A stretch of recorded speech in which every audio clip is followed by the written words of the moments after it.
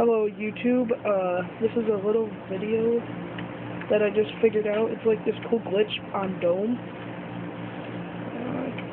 Alright, when I get to this spot, go through this window. Well, actually, it doesn't matter as long as you get up. Then, go straight.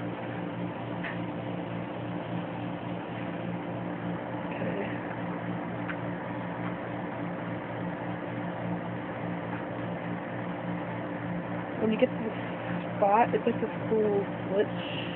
Not really glitch. I think it's like an Easter egg or something, but you can't really do anything with it. But I just found it and thought it was cool.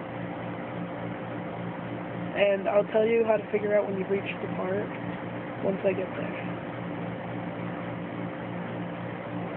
Alright, right up there, you see like the hollow stuff? That's where when you get to it, it'll kind of look like water. Like you can see through it or see a reflection, I'm not sure. But watch. Right about here. You can see like reflections of it. You go through it. And then it's like the whole thing. And there's a big circle. That's really cool.